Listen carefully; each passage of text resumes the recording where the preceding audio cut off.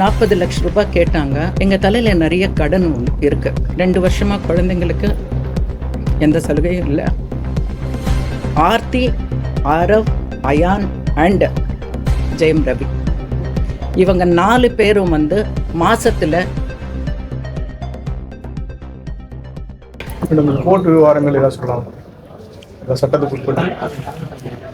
அது நான் கோர்ட் விஷயம் இப்போ ரீசெண்டாக 3 நாளுக்கு முன்னாடி ஒரு ஜட்ஜ்மெண்ட் வந்திருக்கு. அது இத்தனை பேஜ் வந்திருக்கு. ஸோ அது பப்ளிக் டொமைனில் நான் வைக்கக்கூடாது. ஏன்னா அது கண்டெம்ப்ட் ஆஃப் த கோர்ட். நான் ஏற்கனவே உங்கள்கிட்ட சொல்லியிருக்கேன்.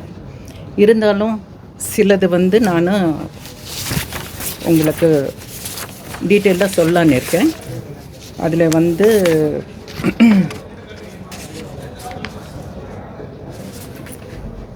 40 லட்சம் ரூபாய் கேட்டாங்க.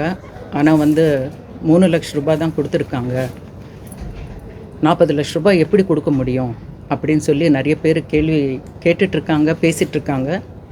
அதுக்கு உண்மையாக சொல்லணுன்னா கோர்ட்டுக்கு நான் நன்றி சொல்கிறேன். ஏன்னா உங்களுக்கு தெரியாத விஷயம், 10 பேஜ் ஜட்ஜ்மெண்ட். இது வெறும் ஒரு 3 லட்சம் கிடையாது, 10 பேஜ் ஜட்ஜ்மெண்ட்டு. அந்த 10 பேஜில் எந்த அளவுக்கு சாதகமாக வந்திருக்குன்னா அது வெளியே வரல. அதாவது இந்த 40 லட்சம் நாங்கள் கேட்கலைங்க. நாங்கள் கேட்கலன்னா மொத்தமாக ஒரு மெயின்டெனன்ஸாக கேட்கல மந்த்லி. அது ஒரு பெரிய விஷயம். எல்லாருக்கும் அந்த 40 லட்சம் ரூபாய் பெரிய விஷயம். ஆனால் எங்கள் தலையில் நிறைய கடன் இருக்குது. அவங்க வச்சுட்டு போன கடன் நிறைய இருக்குது.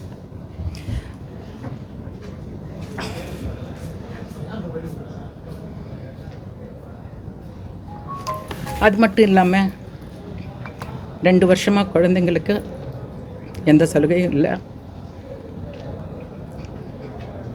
அட்லீஸ்ட் சாப்பாட்டு கூட கொடுக்கல. சாப்பாட்டுக்கு இல்லாமல் இருக்கீங்களான்னு நீங்கள் கேட்கலாம். ஆனால் அது நம்ம கடமை. பெத்த பசங்களை நம்ம பார்த்துக்கிறது நம்ம கடமை. அந்த கடமை ஆஸ் எ பேரண்ட்ஸாக நாங்கள் எங்கள் குழந்தைங்களுக்கு பண்ணலாம்.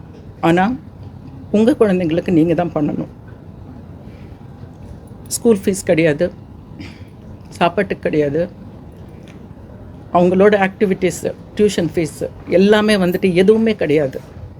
அது மட்டும் இல்லாமல்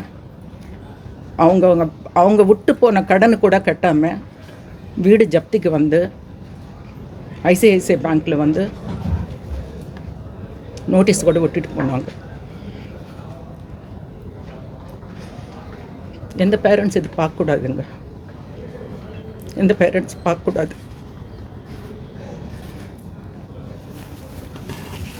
நீதிமன்ற தீர்ப்பில் பசங்களை சந்திக்கலான்னு ஒரு வார்த்தை. இல்லை, நான் இது சொல்லிடுறேன். இந்த 40 லட்சம் எங்களுக்கு சாதகமாக வந்திருக்கு. அது எப்படி வந்திருக்குன்னா பிரித்து கொடுத்துருக்காங்க ஆர்த்தி.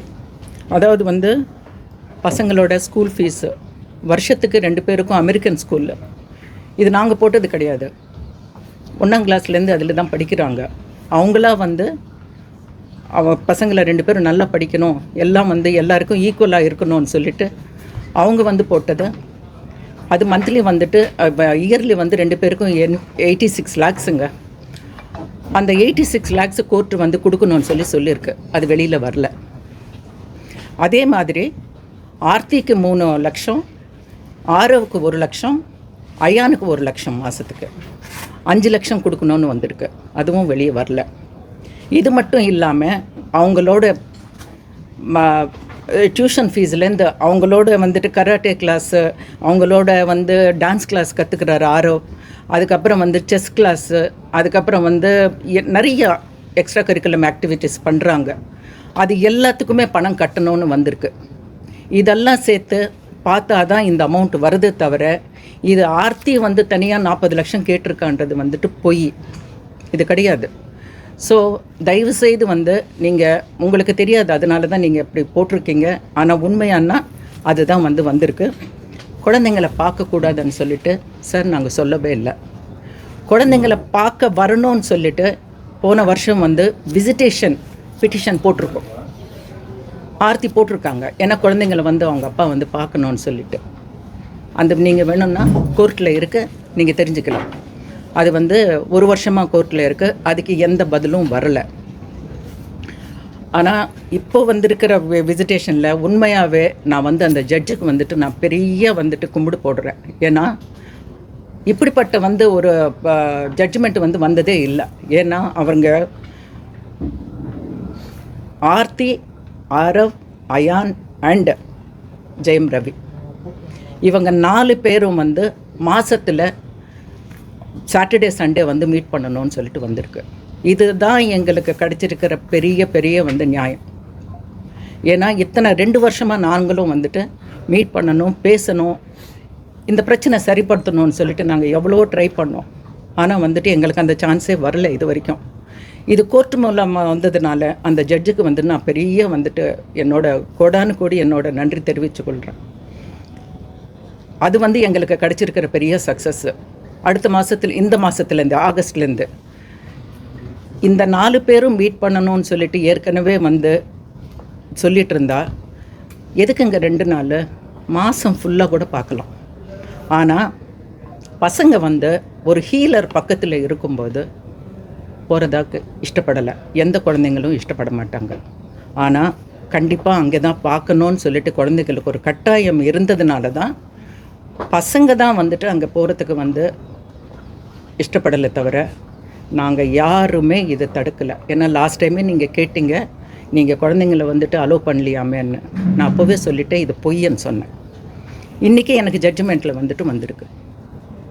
பசங்களை வந்துட்டு குடும்பத்தோடு பார்க்கணுன்னு. ஒன்று அவங்க தாத்தா பாட்டிங்களோட பார்க்குறதுக்கு அவங்க இஷ்டப்படுறாங்க, அதாவது வந்துட்டு எங்கள் சம்பந்திங்களோட. அப்படி இல்லைன்னா எங்களோட. சரி, உங்களுக்கு அதுவும் இஷ்டம் இல்லைன்னா நீங்கள் வந்துட்டு பொது இடத்துல பார்க்கலான்னு. இல்லை, அங்கே தான் வரணும்னு சொல்லிட்டு ஒரு பிடிவாதமாக இருந்ததுனால தான் இந்த விசிட்டேஷன் வந்து வெளியே அப்படி வந்துட்டு ஒரு தப்பான ஒரு இதாக வந்திருக்கு. இன்றைக்கி வந்து எங்களுக்கு அது வந்து பெரிய நியாயம் கிடச்சிருக்கு. இந்த மாதத்துலேருந்து 4 பேரும் ஒரு அவர் ஆஃபீஸ்லையாவது இல்லை ஒரு பொது இடத்துலையாவது அவங்க மீட் பண்ணுவாங்க. இனிமேலாவது இந்த பிரச்சனை சரியாகும்னு சொல்லிட்டு உண்மையாக ஒரு தாயாக நாங்கள் வந்துட்டு எந்த தாயும் தம் பசங்களை வந்துட்டு பிரிக்கணும்னு நினைக்க மாட்டாங்கங்க. நீங்கள்லாம் வந்து குடும்பத்தோடு இருக்கீங்க. திருட்டுத்தனமாக கல்யாணம் பண்ணலைங்க. 10,000 பேர் ஊரை கூப்பிட்டு 10 ஃபங்க்ஷன் பண்ணி நாங்கள் கல்யாணம் பண்ணோம். அப்படிப்பட்டு நாங்கள் பண்ணதுக்கப்புறம் ஏன் பிரிக்கணும்னு பார்க்குறோம். ஏன் என் பொண்ணு சம்பாதிக்கிறாளா, அவங்கள வந்துட்டு நான் பிரிச்சுட்டு வந்துட்டு நாங்கள் ஏதாவது வந்துட்டு இது பண்ணலான்னு ஒன்றும் கிடையாதுங்க. ஒரு மதராக வந்துட்டு, ஒரு மதரின்லாவோ ஒரு ப்ரொடியூசராகவும் நான் வந்துட்டு என்ன பண்ணணுமோ அதெல்லாம் நான் பண்ணியிருக்கேன். உங்களுக்கெல்லாம் தெரியும், 100 கோடி ரூபாய் மேலே வந்துட்டு நான் போட்டு நான் படம் பண்ணியிருக்கேங்க. யார் சொத்து நான் எடுக்கலை. இன்றைக்கி நான் சொல்கிறேங்க, யார் சொத்து எனக்கு எடுக்க வேண்டிய அவசியம் இல்லை, நாங்கள் எடுக்கலை. நான் வந்து எங்கள் சொந்த பணம் ப்ளஸ் வந்துட்டு நான் வந்துட்டு வெளியிலேருந்து ஒரு ஃபைனான்ஸ் வாங்கிட்டு 3 படம் பண்ணேன். என்னை முதல்ல வந்து ப்ரொடியூசராக வந்துட்டு அறிமுகப்படுத்தினது சுந்தர் சி, என் கூட பிறக்காத தம்பி. அவர் தான் வந்துட்டு எங்களை வந்து என்னை வந்து முதல்ல வீராப்பன்ற படத்தில் வந்து 2006 ப்ரொடியூசராக வந்து இன்ட்ரடியூஸ் பண்ணார். அதுக்கப்புறம் தான் நான் வந்துட்டு நான் இது வரைக்கும் கிட்டத்தட்ட வந்துட்டு ஒரு 6000 எபிசோட்ஸு நான் பண்ணியிருக்கேன் ஆஸ் அ ப்ரொடியூசராக. 25 வருஷமாக இந்த இண்டஸ்ட்ரியில் இருக்கேன். 2000லேருந்து 25 இயர்ஸாக நான் இந்த இண்டஸ்ட்ரியில் ப்ரொடியூசராக இருக்கேன். என்றைக்கும் வந்துட்டு கேமரா முன்னாடி வந்து எங்களை நாங்களே வந்து அறிமுகப்படுத்தி பேசினதோ இல்லை. நிறைய பேருக்கு நான் தெரியாது. இன்றைக்கி வேறு விதமாக வந்துட்டு போயிட்டுருக்கு. இருந்தாலும் ஒருத்தர் சொத்து வந்துட்டு இன்னொருத்தர் யாருமே கிராப் பண்ண முடியாதுங்க. அது மட்டும் புரிஞ்சுக்கங்க.